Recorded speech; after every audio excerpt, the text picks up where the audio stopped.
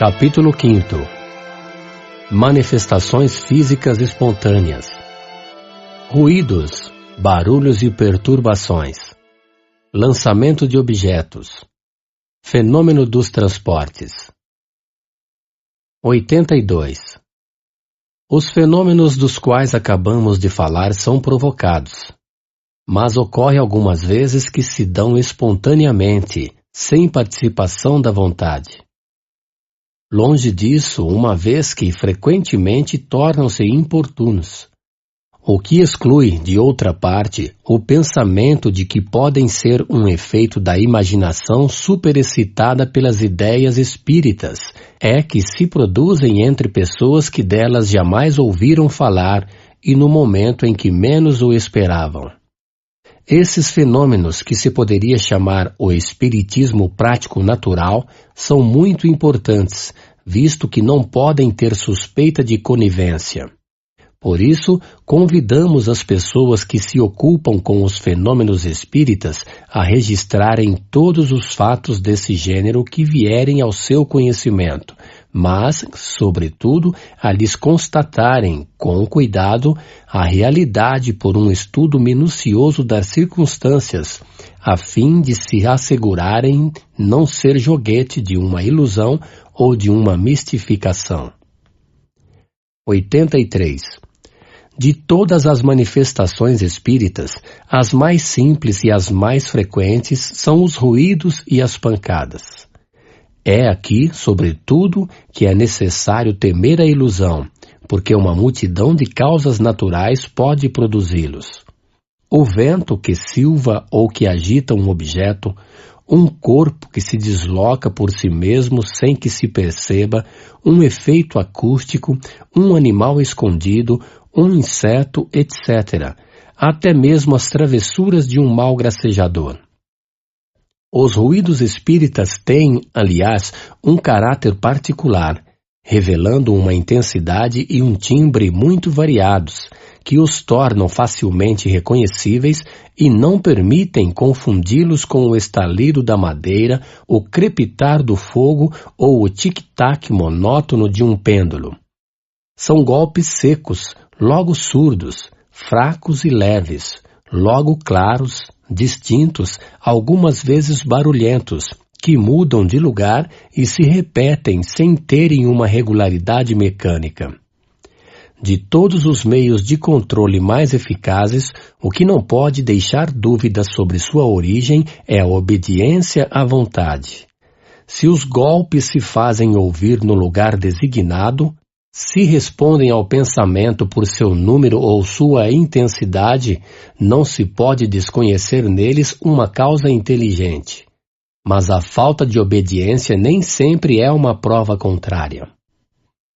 84.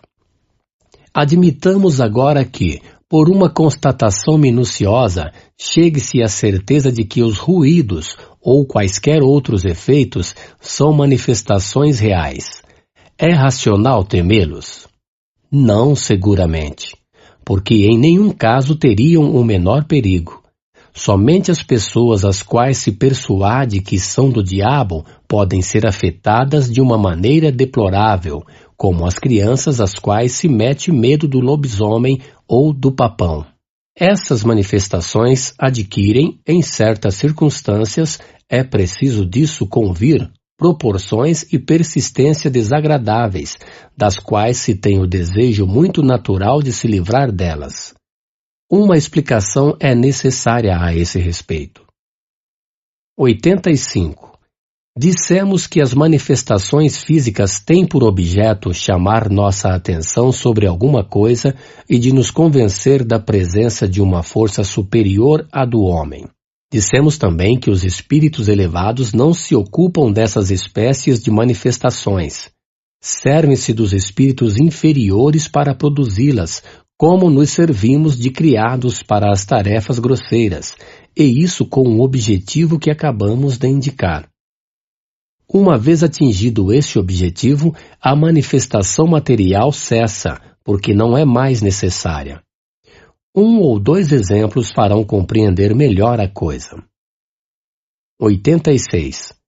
Há vários anos, no começo dos meus estudos sobre o Espiritismo, estando uma tarde ocupado com um trabalho sobre essa matéria, pancadas se fizeram ouvir ao meu redor durante 4 horas consecutivas.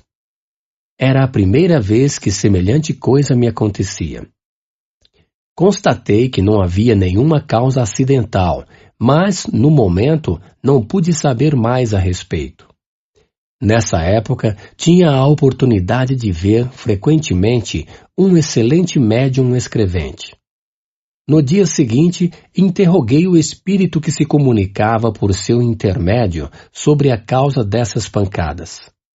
Era teu espírito familiar que queria te falar, me foi respondido. E o que queria ele me dizer? Resposta: tu mesmo podes lhe perguntar, porque ele está aqui. Tendo, pois, interrogado esse espírito, se fez conhecer por um nome alegórico. Soube depois, por outros espíritos, que ele pertencia a uma ordem muito elevada e que desempenhou um papel muito importante sobre a Terra. Me assinala os erros no meu trabalho, indicando as linhas onde se encontram, me dá conselhos úteis e sábios, e acrescenta que estará sempre comigo e virá ao meu chamado todas as vezes que quiser interrogá-lo. Desde então, com efeito, esse espírito jamais me deixou. Deu-me muitas provas de uma grande superioridade e sua intervenção benevolente e eficaz foi-me manifestada nos negócios da vida material, como no que toca às coisas metafísicas. Mas, desde a nossa primeira conversa, as pancadas cessaram. O que queria, afinal? Entrar em comunicação regular comigo. Para isso era preciso me advertir. Feita a advertência, depois explicada as relações regulares estabelecidas, as pancadas tornaram-se inúteis, por isso cessaram. Não se bate mais o tambor para despertar os soldados, uma vez que já estão de pé. Um fato quase semelhante ocorreu com um dos nossos amigos. Desde há algum tempo, em seu quarto ouviam-se ruídos diversos, que se tornaram muito incômodos. Quando se apresentou a ocasião de interrogar o espírito de seu pai por um médium escrevente, soube o que queriam dele, fez o que lhe foi recomendado e desde então não ouviu mais nada. Note-se que as pessoas que têm com os espíritos um meio regular e fácil de comunicação, mais raramente têm manifestações desse gênero, e isso se concebe. 87. As manifestações espontâneas não se limitam sempre aos ruídos e às pancadas. Degeneram algumas vezes em verdadeiro barulho e em perturbações. Móveis e objetos diversos são desordenados, projéteis de toda espécie são atirados de fora, portas e janelas são abertas e fechadas por mãos invisíveis, ladrilhos são quebrados, o que não pode ser levado à conta de ilusão. Frequentemente, a desordem é efetiva, mas, algumas vezes, não há senão a aparência da realidade. Ouve-se barulho em uma parte vizinha, louça que cai e se quebra com estrondo, achas de lenha que rolam sobre o soalho, apressa-se em verificar e se encontra tudo tranquilo e em ordem. Depois, logo que se sai, o tumulto recomeça. 88. As manifestações desse gênero não são nem raras nem novas. Poucas são as crônicas locais que não encerram alguma história desse tipo. O medo, sem dúvida, frequentemente tem exagerado os fatos que deveram tomar proporções gigantescamente ridículas passando de boca em boca. Com a ajuda da superstição, as casas onde eles se passaram foram reputadas mal assombradas pelo diabo. E daí todos os contos maravilhosos ou terríveis de fantasmas. De seu lado, a patifaria não deixou escapar tão bela ocasião de explorar a credulidade, e isso, frequentemente, em proveito de interesses pessoais. Concebe-se, de resto, a impressão que fatos desse gênero, mesmo reduzidos à realidade, podem causar em personalidades fracas e predispostas pela educação as ideias supersticiosas. O meio mais seguro de prevenir os inconvenientes que poderiam ter, uma vez que não se poderia impedi-los, é fazer conhecer a verdade. As coisas mais simples se tornam assustadoras quando a causa é desconhecida. Quando se estiver familiarizado com os espíritos e aqueles aos quais se manifestam, não creem mais ter uma legião de demônios a lhes perseguir. Deles não terão mais medo.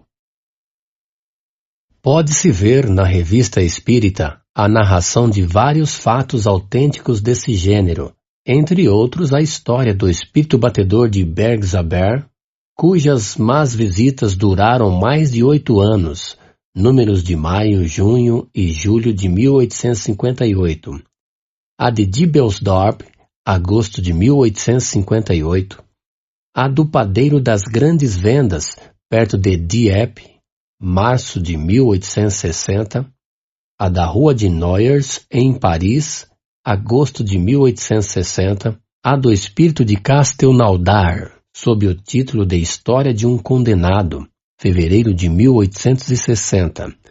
A do fabricante de São Petersburgo, abril de 1860, e muitas outras. 89. Os fatos dessa natureza têm, frequentemente, o caráter de uma verdadeira perseguição.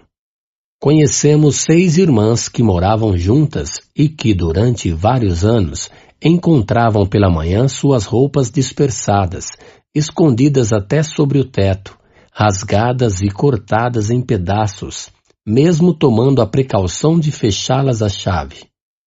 Frequentemente ocorre que pessoas deitadas e perfeitamente despertas vejam sacudir suas cortinas, arrancar violentamente suas cobertas e seus travesseiros.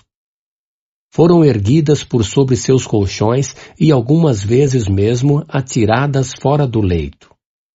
Esses fatos são mais frequentes do que se crê, mas, na maioria das vezes, aqueles que lhes são vítimas não ousam falar deles com medo do ridículo. É do nosso conhecimento que se acreditou curar certos indivíduos do que se admitia como alucinações, submetendo-os ao tratamento dos alienados, o que os tornou realmente loucos. A medicina não pode compreender essas coisas, porque não admite nas causas senão o elemento material, de onde resultam equívocos frequentemente funestos. A história narrará um dia certos tratamentos do século XIX, como narra hoje certos procedimentos da Idade Média. Admitimos perfeitamente que certos fatos são obra da malícia ou da malevolência. Mas se, depois de constatados, permanece averiguado que não são obra dos homens, é preciso convir que são obra, uns dirão do diabo, e nós diremos que são dos espíritos. Mas de que espíritos? 90. Os espíritos superiores, tanto como entre nós os homens graves e sérios, não se divertem fazendo algazarra.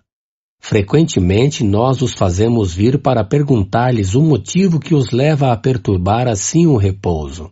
A maioria não tem outro objetivo senão se divertir. São espíritos antes levianos do que maus, que se riem do temor que ocasionam e da procura inútil que se faz para se descobrir a causa do tumulto. Frequentemente se obstinam junto de um indivíduo, que se comprazem em vexar e que perseguem de casa em casa. Outras vezes se ligam a um lugar sem outro motivo senão seu capricho. Algumas vezes também é uma vingança que exercem, como teremos ocasião de ver. Em certos casos, sua intenção é mais louvável. Querem chamar a atenção e pôr-se em contato, seja para uma advertência útil à pessoa a qual se dirigem, seja para pedir alguma coisa para eles mesmos. Frequentemente, nós os vimos pedir preces, outras vezes solicitar o cumprimento, em seu nome, de um voto que não puderam cumprir, outras, enfim, querer, no interesse do próprio repouso, reparar uma má ação cometida por eles durante a vida. Em geral, é um erro se amedrontar. Sua presença pode ser importuna, mas não perigosa. Concebe-se, de resto, o desejo que se tem de livrar-se deles, e se faz, geralmente, para isso tudo ao contrário do que seria preciso. Se são espíritos que se divertem, quanto mais se leva a coisa a sério, mais eles persistem, como crianças traquinas que importunam tanto mais quando veem-se impacientar e fazem medo aos poltrões. Se tomasse a sábia atitude de rir-se de suas malvadezas, acabariam por cansar e por se tranquilizarem.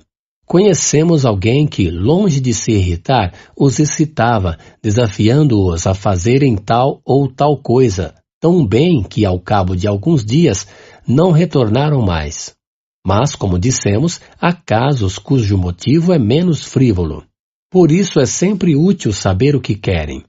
Se pedem alguma coisa, pode-se estar certo de que cessarão suas visitas desde que seu desejo seja satisfeito. O melhor meio de se esclarecer a esse respeito é o de evocar o espírito por intermédio de um bom médium escrevente. Por suas respostas, ver-se-á logo o que se deseja e se agirá de acordo. Se é um espírito infeliz, a caridade manda que se o trate com o respeito que merece. Se é um zombeteiro, pode-se agir para com ele sem cerimônias. Se é malevolente, é preciso orar a Deus para que se torne melhor. Qualquer que seja a causa, a prece sempre não pode ter senão um bom resultado. Mas a gravidade das fórmulas de exorcismos os faz rir e não as levam em nenhuma conta. Se pode entrar em comunicação com eles, é necessário desconfiar de qualificações burlescas ou atemorizantes que se dão, algumas vezes, para se divertirem com a credulidade. Voltaremos com mais detalhes sobre este assunto e sobre as causas que tornam, frequentemente, os exorcismos ineficazes, nos capítulos dos lugares assombrados e da obsessão. 91. Esses fenômenos, embora executados por espíritos inferiores, são frequentemente provocados por espíritos de uma ordem mais elevada, com o objetivo de convencer da existência de seres incorpóreos e de uma força superior ao homem. A ressonância que deles resulta, o pavor mesmo que causam, chamam a atenção e acabarão por abrir os olhos aos mais incrédulos. Estes acham mais simples colocar esses fenômenos à conta da imaginação, explicação muito cômoda e que dispensa dar-lhes outras. Todavia, quando os objetos são empurrados ou vos são lançados na cabeça, seria preciso uma imaginação bem complacente para imaginar que semelhantes coisas são quando não são. Nota-se um efeito qualquer, e esse efeito, necessariamente, tem uma causa. Se uma fria e calma observação nos demonstra que esse efeito é independente de toda vontade humana e de toda causa material, se além do mais nos dá sinais evidentes de inteligência e de livre vontade, o que é o sinal o mais característico, se está forçado a atribuí-lo a uma inteligência oculta. Quais são esses seres misteriosos? É o que os estudos espíritas nos ensinam da maneira menos contestável, pelos meios que nos dão para nos comunicarmos com eles. Esses estudos nos ensinam, por outro lado, a separar o que há de real, de falso ou de exagerado nos fenômenos dos quais não nos rendemos conta. Se um efeito insólito se produz, ruído, movimento, mesmo aparição, o primeiro pensamento que se deve ter é de que é devido a uma causa toda natural, porque é a mais provável. É necessário, então, procurar essa causa com o maior cuidado e não admitir a intervenção dos espíritos senão conscientemente. É o meio de não se iludir. Aquele, por exemplo, que sem estar perto de ninguém, recebesse uma bofetada ou uma paulada nas costas, como já se viu, não poderia duvidar da presença de um ser invisível. Deve-se manter-se em guarda não somente contra as narrações, que podem estar mais ou menos exageradas, mas contra as próprias impressões, e não atribuir uma origem oculta a tudo o que não se compreende. Uma infinidade de causas, muito simples e muito naturais, podem produzir efeitos estranhos à primeira vista, e seria uma verdadeira superstição ver, por toda parte, espíritos ocupados em deslocar os móveis, quebrar a louça, suscitar, enfim, 1001 aborrecimentos no lar, quando é mais racional atribuí-las à imperícia. 92. A explicação dada quanto ao movimento dos corpos inertes se aplica, naturalmente, a todos os efeitos espontâneos que acabamos de ver. Os ruídos, embora mais fortes do que as pancadas na mesa, têm a mesma causa. Os objetos lançados ou deslocados o são pela mesma força que ergue um objeto qualquer. Uma circunstância vem mesmo aqui em apoio dessa teoria. Poder-se-ia perguntar onde está o médium nessa circunstância. Os espíritos nos disseram que, em semelhante caso, há sempre alguém cujo poder se exerce com o seu desconhecimento. As manifestações espontâneas se produzem muito raramente nos lugares isolados. É quase sempre nas casas habitadas que elas ocorrem, e pelo fato da presença de certas pessoas que exercem uma influência sem o querer. Essas pessoas são verdadeiros médiuns que ignoram a si mesmos e que nós chamamos, por essa razão, médiuns naturais. Eles são para os outros médiuns o que os sonâmbulos naturais são para os sonâmbulos magnéticos, e do mesmo modo interessantes para se observar. 93.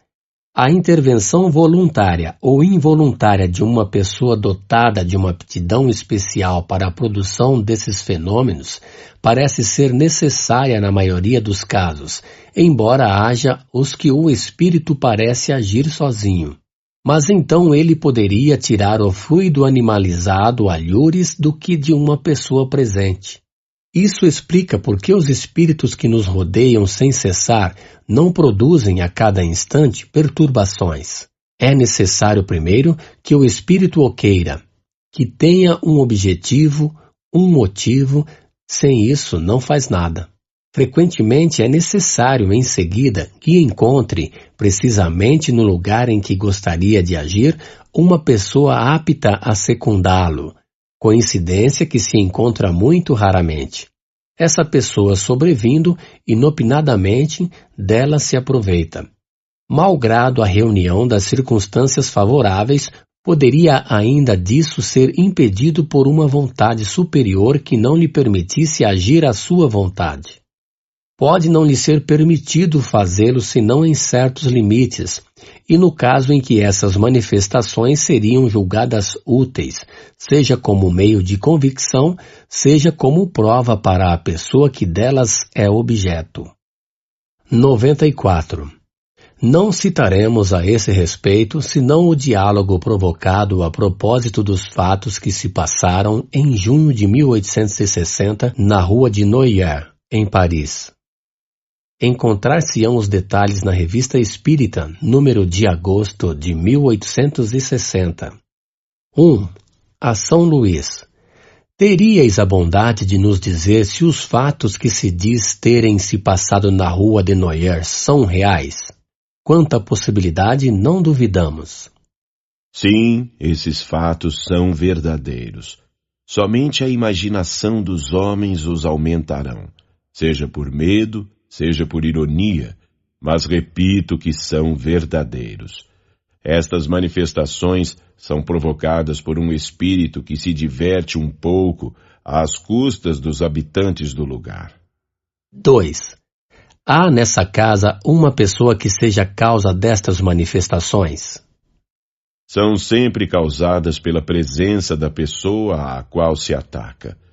É que o espírito perturbador, vendo o habitante do lugar onde está, quer lhe fazer traquinices, ou mesmo procurar desalojá-lo. 3. Perguntamos se, entre os habitantes da casa, há algum que seja a causa destes fenômenos por uma influência medianímica espontânea e voluntária. É bem necessário. Sem ele, o fato não poderia ocorrer. Um espírito habita um lugar de sua predileção, fica inativo até que uma natureza que lhe seja conveniente se apresente nesse lugar. Quando essa pessoa chega, se diverte o quanto pode. 4. A presença dessa pessoa nos próprios lugares é indispensável? É o caso mais comum, e este é o fato que citais. Por isso disse que sem isso o fato não ocorreria, mas não quis generalizar.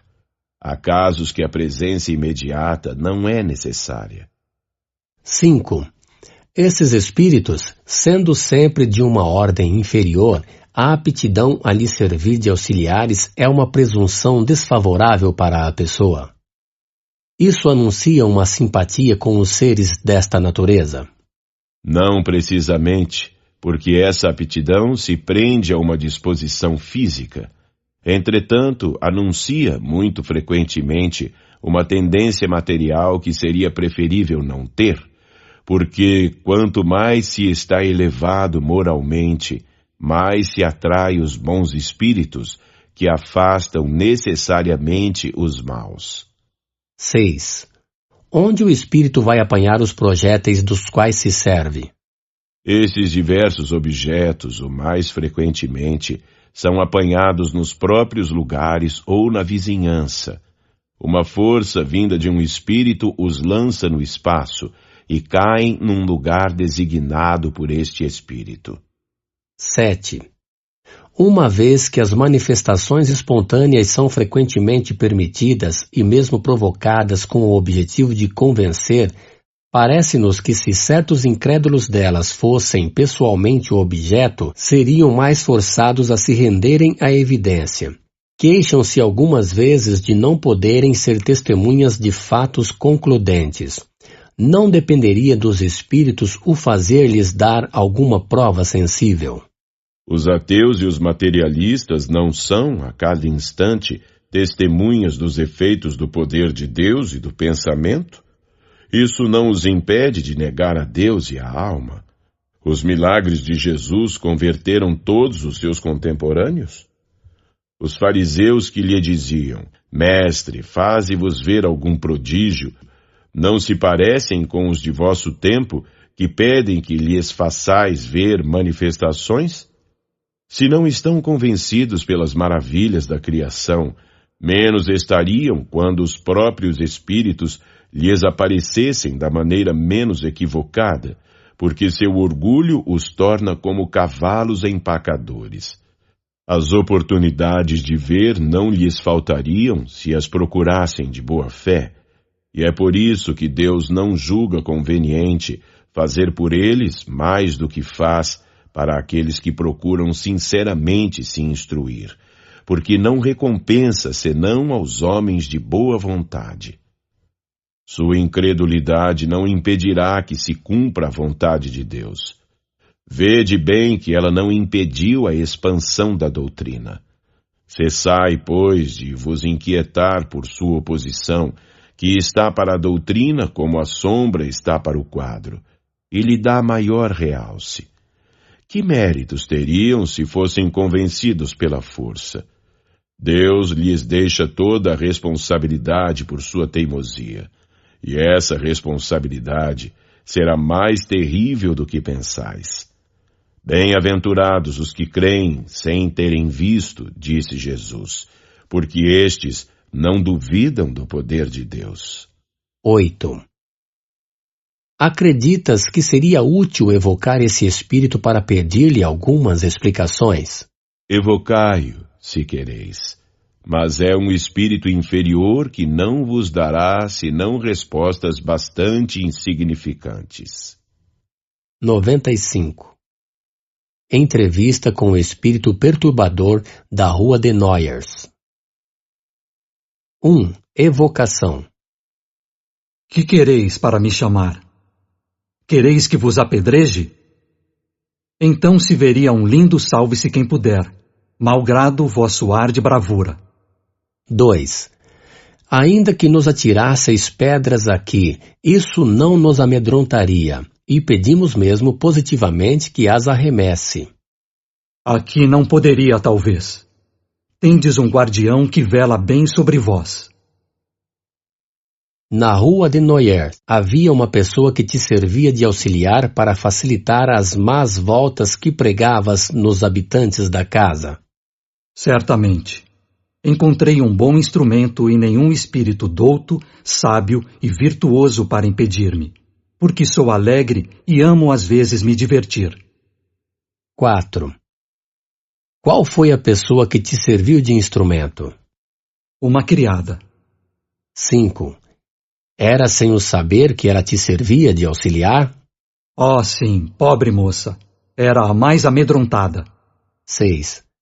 Agias com um fim hostil?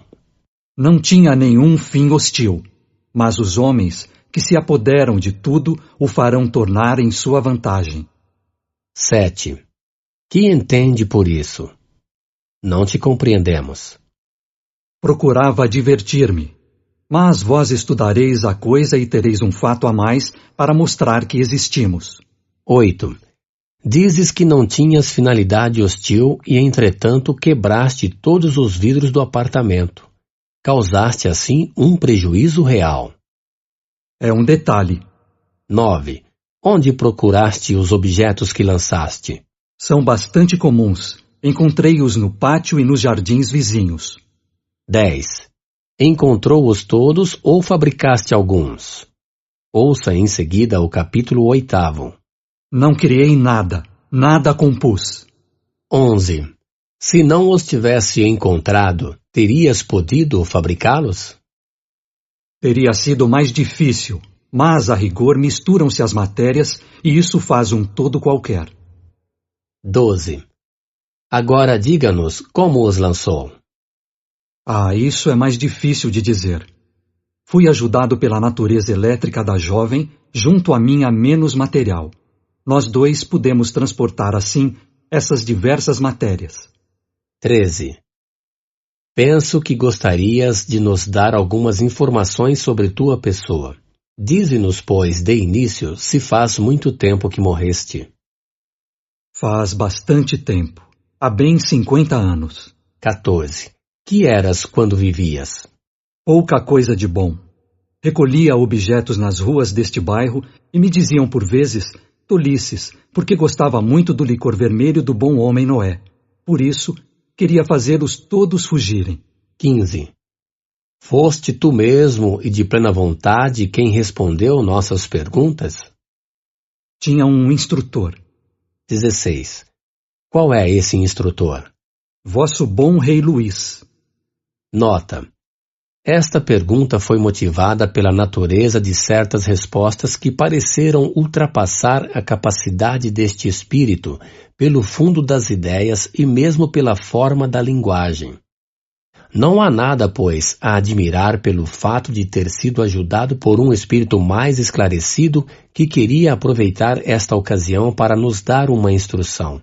Este é um fato muito comum, mas uma particularidade a ser notada nesta circunstância, de vez que a influência de outro espírito se faz sentir na própria escrita. As respostas nas quais interveio são mais regulares, mais fluentes. A do trapeiro é angulosa, grosseira, irregular, frequentemente pouco legível, e tem em tudo outro caráter. 17. Que fazes tu agora? Te ocupas com teu futuro? Não, ainda, eu erro. Pensa-se tão pouco em mim sobre a terra que ninguém ora por mim, porque não sou ajudado, não trabalho. Nota.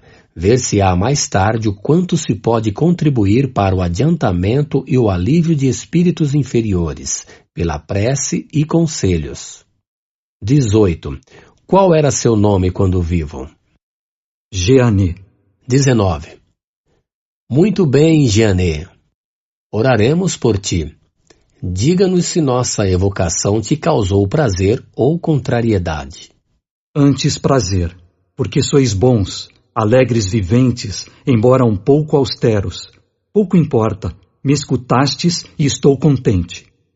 Jeanê. Fenômeno de transporte. 96. Este fenômeno não difere dos que acabamos de falar senão pela intenção benevolente do espírito, que é o autor, pela natureza dos objetos, quase sempre graciosos, e pela maneira doce e frequentemente delicada com que são transportados. Consiste no transporte espontâneo de objetos que não existiam no lugar onde se está. Estes são, o mais frequentemente, flores, algumas vezes frutas, bombons, joias, etc. 97. Dizemos desde logo que este fenômeno é um dos que mais se prestam à imitação e, por consequência, é preciso manter-se em guarda contra a fraude. Sabe-se até onde pode chegar a arte da prestidigitação em fatos de experiências deste gênero, mas, sem ter pela frente a um homem do ofício, poder-se-á ser facilmente enganado por uma manobra hábil e interesseira. A melhor de todas as garantias está no caráter, na honorabilidade notória e no desinteresse absoluto da pessoa que obtém semelhantes efeitos. Em segundo lugar, no exame atento de todas as circunstâncias nas quais os fatos se produzem. Enfim, no conhecimento esclarecido do Espiritismo, que só pode fazer descobrir o que era suspeito. 98.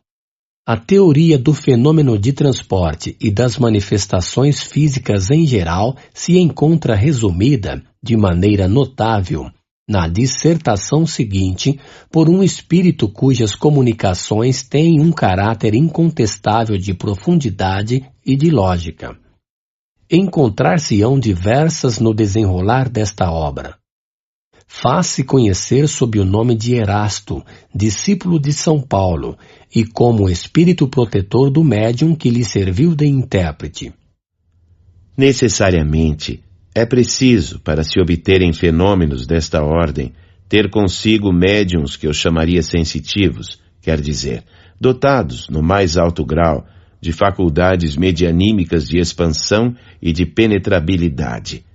Porque o sistema nervoso destes médiuns, facilmente excitável, lhes permite, por meio de certas vibrações, projetar ao seu redor, com profusão, seu fluido animalizado.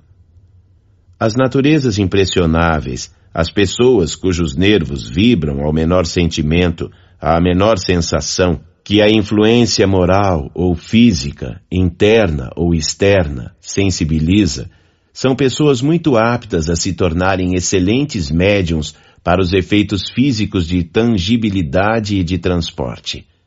Com efeito, seu sistema nervoso, quase inteiramente desprovido da capa refratária que isola esse sistema, na maioria dos outros encarnados, os torna próprios ao desenvolvimento destes diversos fenômenos.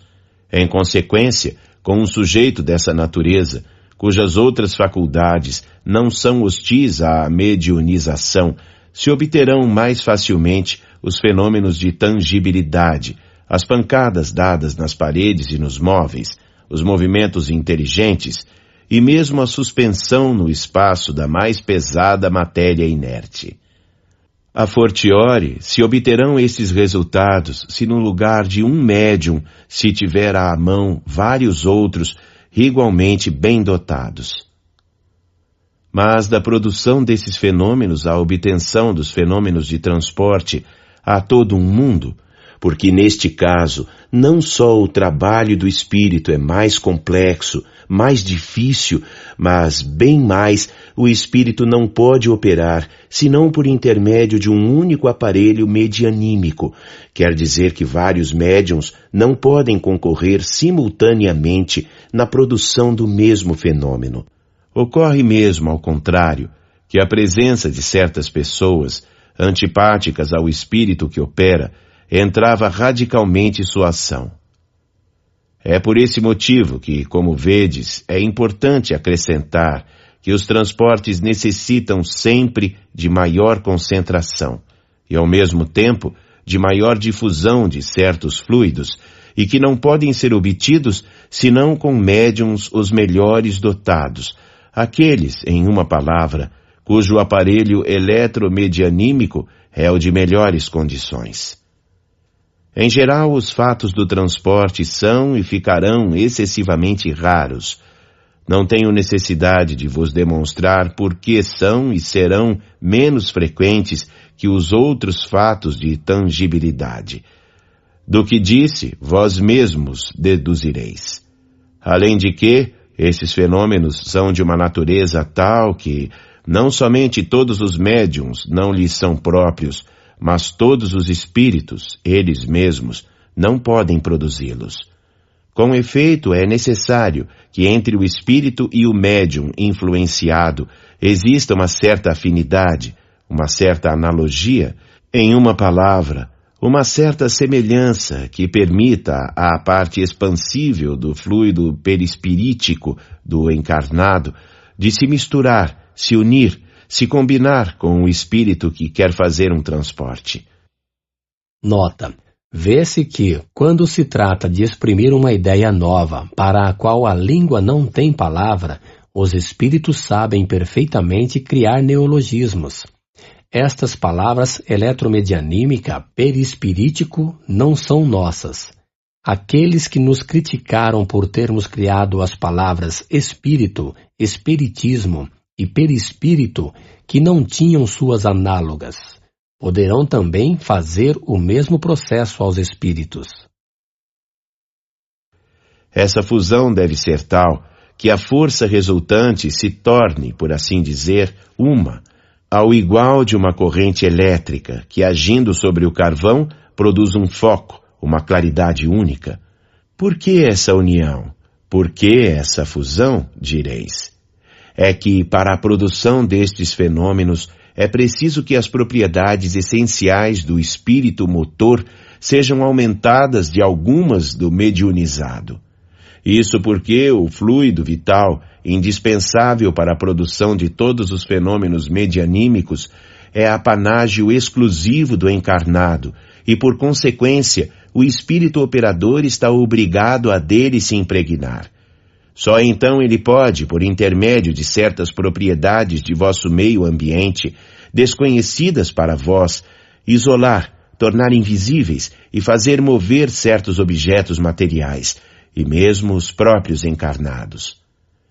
Não me é permitido, no momento, revelar essas leis particulares que regem os gases e os fluidos que vos rodeiam. Mas antes que os anos sejam decorridos, antes que uma existência de homem seja cumprida, a explicação dessas leis e desses fenômenos vos será revelada, e vereis surgir e se produzir uma nova variedade de médiuns que cairão num estado cataléptico particular, desde que sejam medianimizados. Vede de quantas dificuldades a produção de transporte está cercada. Podeis concluir, muito logicamente, que os fenômenos desta natureza são excessivamente raros, como já disse, e com maior razão, porque os espíritos a eles se prestam muito pouco, uma vez que motiva, de sua parte, um trabalho quase material, o que é um aborrecimento e uma fadiga para eles. De outra parte, ainda ocorre isto, é que muito frequentemente, malgrado sua energia e sua vontade, o próprio estado do médium lhe opõe uma barreira intransponível. É, pois, evidente, e vosso raciocínio o sanciona, não duvido disso, que os fatos tangíveis de pancadas, de movimentos e de suspensão são fenômenos simples que se operam pela concentração e dilatação de certos fluidos e que podem ser provocados e obtidos pela vontade e trabalho de médiuns que lhes estão aptos, quando nisso são secundados por espíritos amigos e benevolentes. Ao passo que os fatos de transporte são múltiplos, complexos, exigem um concurso de circunstâncias especiais, não podem se operar senão por um só espírito e um só médium, e precisam, fora das necessidades da tangibilidade, de uma combinação toda particular para isolar e tornar invisível o objeto ou os objetos que foram o motivo do transporte. Todos vós, espíritas, compreendeis minhas explicações e vos rendeis conta perfeitamente dessa concentração de fluidos especiais para a locomoção e a tatilidade da matéria inerte. Credes nisso, como credes nos fenômenos da eletricidade e do magnetismo, com os quais os fatos medianímicos estão plenos de analogia e são, por assim dizer, a consagração e o desenvolvimento. Quanto aos incrédulos e aos sábios piores do que os incrédulos, não vou procurar convencê-los, não me ocupo deles. Serão um dia convencidos pela força da evidência, porque será preciso que se inclinem diante do testemunho unânime dos fatos espíritas, como foram forçados a fazê-lo diante de tantos outros fatos que haviam de início repelido. Para me resumir, se os fatos da tangibilidade são frequentes, os fatos de transporte são muito raros, porque suas condições são muito difíceis. Por consequência, nenhum médium pode dizer, a tal hora, em tal momento, obterei um transporte. Porque frequentemente o próprio espírito se acha impedido em sua obra. Devo acrescentar que esses fenômenos são duplamente difíceis em público, porque aí, quase sempre, se encontram elementos energicamente refratários que paralisam os esforços do espírito e, com maior razão, a ação do médium. Tende, ao contrário, a certeza de que estes fenômenos se produzem, quase sempre, em particular, espontaneamente, a miúdo com o desconhecimento do médium e sem premeditação, e, enfim, muito raramente quando estes estão prevenidos. De onde deveis concluir que há motivo legítimo de suspeita toda vez que um médium se gaba de obtê-lo à vontade, ou seja, de comandar os espíritos como a servidores, o que é simplesmente absurdo. Tende ainda, por regra geral, que os fenômenos espíritas não são feitos para darem-se em espetáculo e para divertir os curiosos. Se alguns espíritos se prestam a essa espécie de coisa, só pode ser para os fenômenos simples, e não para aqueles que, tais como o transporte e outros semelhantes, exigem condições excepcionais. Recordai, espíritas, que se é absurdo repelir sistematicamente todos os fenômenos de além-túmulo, não é prudente aceitá-los cegamente. Quando um fenômeno de tangibilidade, de aparição, de visibilidade ou transporte se manifesta espontaneamente e de um modo instantâneo, aceitai-o. Mas não seria demais vos repetir, não aceiteis nada cegamente. Que cada fato sofra um exame minucioso, aprofundado e severo. Porque, crede-o, o Espiritismo, tão rico de fenômenos sublimes e grandiosos, nada tem a ganhar com essas pequenas manifestações que hábeis prestidigitadores podem imitar. Sei muito bem o que vais me dizer, que esses fenômenos são úteis para convencer aos incrédulos, mas sabei que, se não tivesseis outros meios de convicção, não teríeis hoje a 100ª parte dos espíritas que tendes. Falai ao coração. É por aí que fareis mais conversões sérias. Se credes útil para certas pessoas agir pelos fatos materiais, apresentai-os menos em circunstâncias tais que não possam dar lugar a nenhuma interpretação falsa e, sobretudo, não vos afasteis das condições normais desses fatos, porque os fatos apresentados em más condições fornecem argumento aos incrédulos em lugar de convencê-los. Erasto, 99. Este fenômeno oferece uma particularidade bastante singular e é que certos médiuns não o obtêm senão no estado sonambúlico. E isso se explica facilmente. Há no sonâmbulo um despreendimento natural, uma espécie de isolamento do espírito e do perispírito que deve facilitar a combinação dos fluidos necessários. Tal é o caso dos transportes, dos quais fomos testemunha. As questões seguintes foram endereçadas ao espírito que os havia produzido, mas suas respostas, por vezes, de sua insuficiência, nós as submetemos ao espírito Erasto, muito mais esclarecido do ponto de vista teórico e que as completou com observações muito judiciosas. Um é o artesão, o outro o sábio. E a própria comparação dessas duas inteligências é um estudo instrutivo, porque prova que não basta ser espírito para tudo compreender. 1. Rogo-vos nos dizer por que o transporte que fazeis não se produz senão no sono magnético do médium. Isso se prende à natureza do médium. Os fatos que produzo quando o meu está dormindo, poderia igualmente produzi-los no estado de vigília com um outro médium. 2. Por que fazeis esperar tão longo tempo o transporte de objetos e por que excitais a cobiça do médium irritando seu desejo de obter o objeto prometido? Esse tempo me é necessário, a fim de preparar os fluidos que servem para o transporte. Quanto à excitação, não é frequentemente senão para divertir as pessoas presentes e a sonâmbula. Nota de Erasto. O espírito que respondeu não sabia mais. Não se rende conta do motivo dessa cobiça que aguilhou-a instintivamente sem compreender-lhe o efeito. Crê divertir, ao passo que, em realidade, provoca, sem disto se aperceber, uma maior emissão de fluido.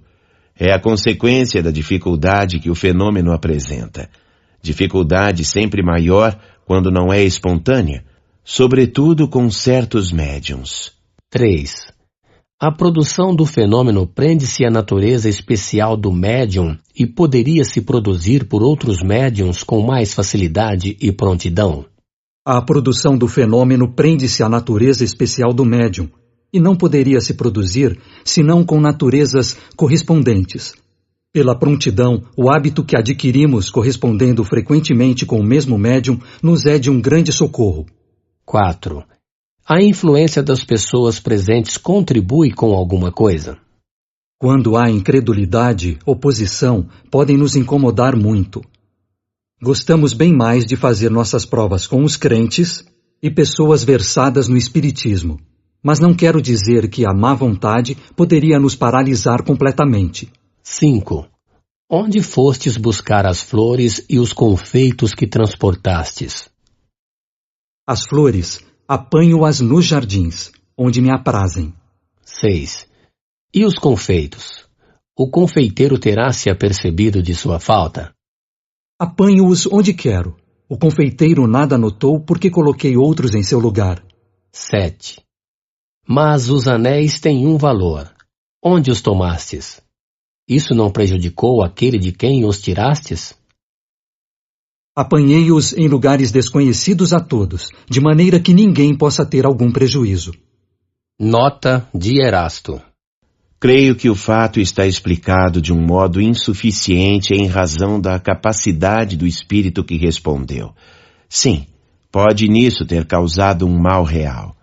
Mas o espírito não quis passar por ter subtraído alguma coisa. Um objeto não pode ser substituído senão por um outro objeto idêntico, da mesma forma, do mesmo valor. Consequentemente, se um espírito tinha a faculdade de substituir um objeto com o que toma, não teria motivos para tomá-lo, e deveria dar àquele que serve para substituir. 8. É possível trazer flores de outro planeta? Não, isso não é possível. A Erasto. Outros espíritos teriam esse poder? Não, isso não é possível em razão do meio ambiente.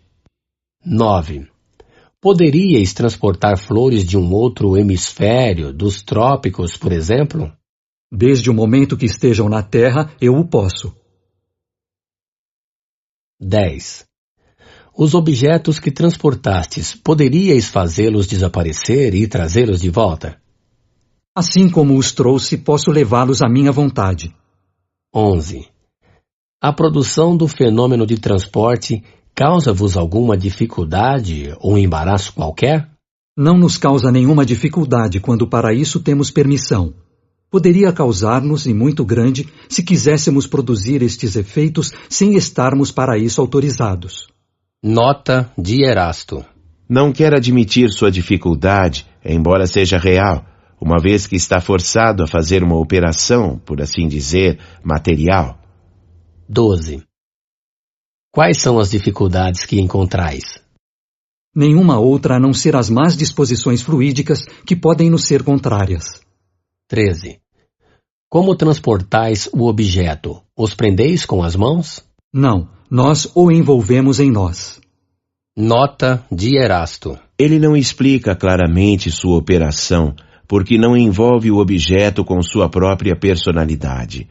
Mas, como seu fluido pessoal é dilatável, penetrável e expansível, combina uma parte desse fluido com uma parte de fluido animalizado do médium, e é nessa combinação que ele esconde e transporta o objeto motivo do transporte.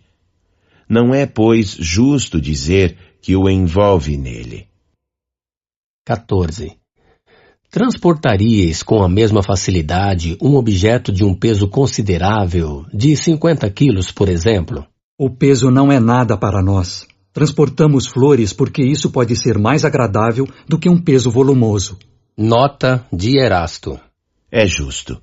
Pode transportar 100 ou 200 quilos de objetos, porque a gravidade que existe para vós está anulada para ele.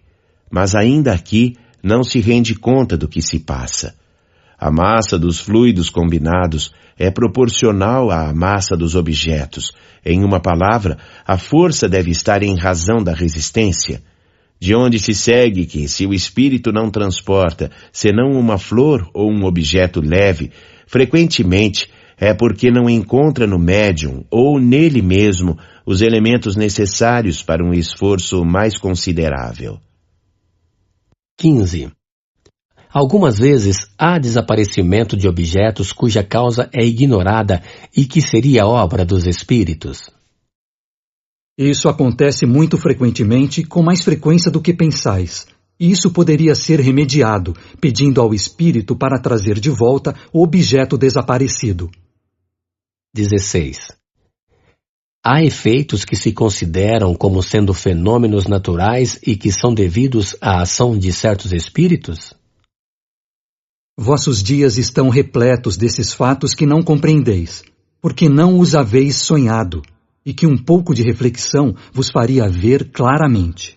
Nota de Erasto. Não atribuais aos espíritos o que é obra da humanidade, mas crede na sua influência oculta, constante, que faz nascer ao vosso derredor 1000 circunstâncias, 1000 incidentes necessários ao cumprimento dos vossos atos, de vossa existência. 17. Entre os objetos transportados, há os que podem ser fabricados pelos espíritos, quer dizer, produzidos espontaneamente pelas modificações que os espíritos podem impor ao fluido ou ao elemento universal? Não por mim, porque não tenho permissão para isso. Só um espírito elevado pode fazê-lo. 18. Como introduzistes esses objetos outro dia, pois o quarto estava fechado? Fiz-los entrarem comigo, envolvidos, por assim dizer, na minha substância. Quanto a vos dizer mais, isso não é explicável. 19. Como fizestes para tornar visíveis esses objetos que estavam invisíveis um instante antes? Retirei a matéria que os envolvia. Nota de Erasto. Não é a matéria propriamente dita que os envolve, mas um fluido tomado metade no perispírito do médium, metade no do espírito que opera. 20. A Erasto.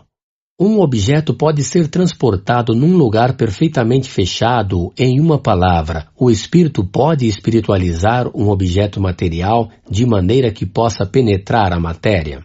Esta questão é complexa.